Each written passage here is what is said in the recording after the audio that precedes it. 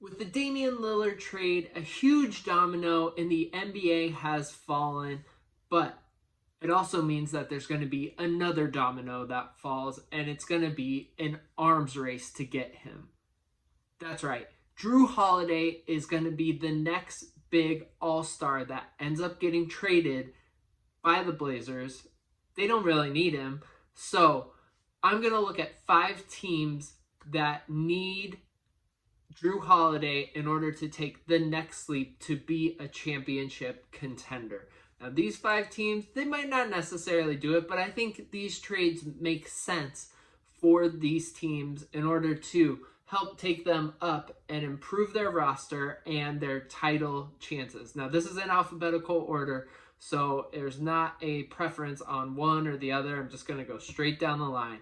And with that, I'm going to start with the Boston Celtics. Looking at this Celtics trade, it's probably not the haul that the Blazers are going to want, but it is one that financially makes sense.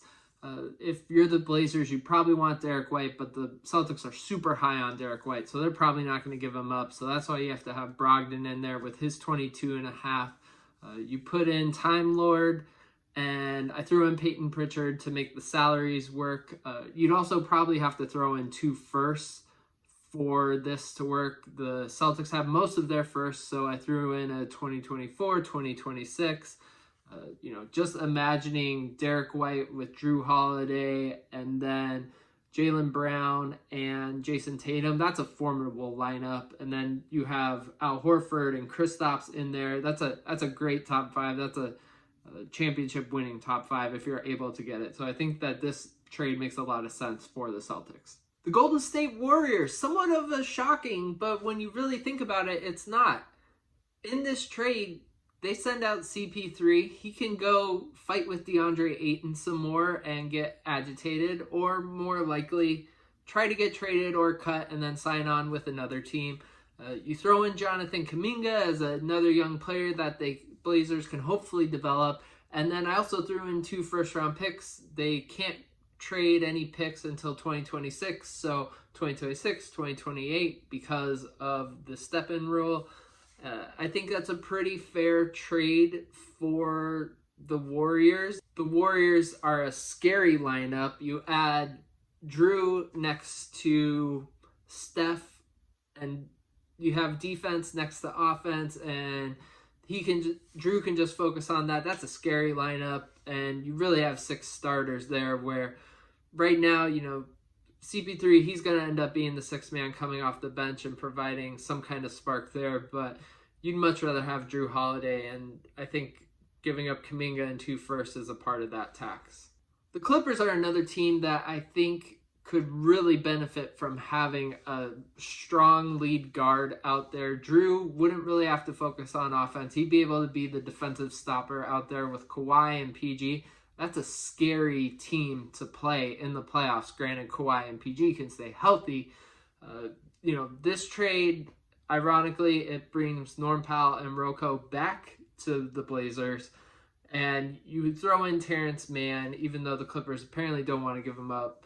I think it's worth the improvement with Jrue Holiday over Terrence Mann on the court to do that.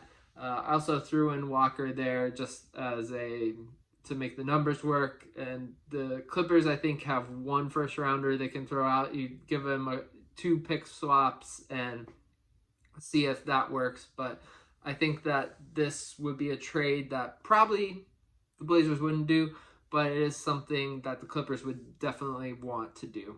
The Knicks are another team I think is really interesting. If you put Jrue next to Jaylen, that's a great starting backcourt. And Jaylen, he'll probably still get picked on with switches, but it's definitely a lot harder when you have Jrue next to him. I think the main prize that the Blazers are looking at here is Emmanuel Quickley. I also threw in Miles McBride, Hartenstein, and Fournier to make the numbers work.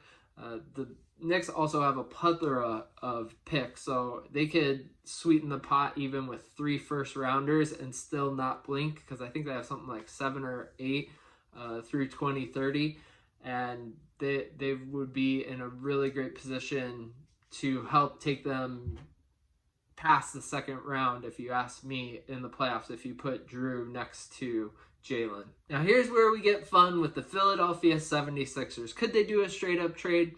Yeah, but probably not, because they want to get rid of Harden.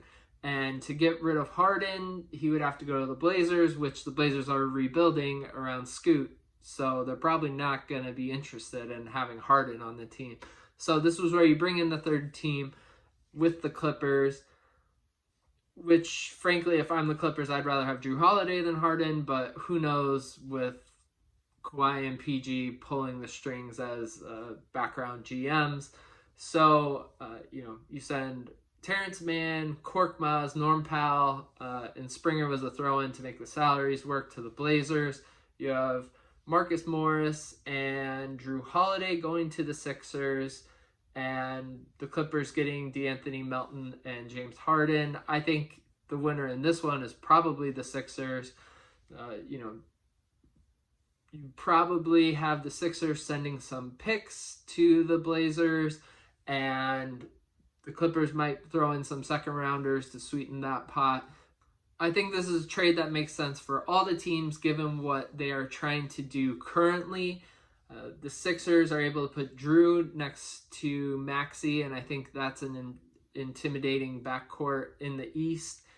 I don't necessarily think it puts them over the top, but it might help keep Joel Embiid around for another couple of years, where the rumors are starting to come out that he's gone pretty soon. Where do you think Jrue Holiday is going to end up? Did I miss a team? Sure, the Miami Heat could trade for him, but you got to imagine there's some bad blood there after the Dame Lillard trade talks really fell apart and the Heat were banking on that happening.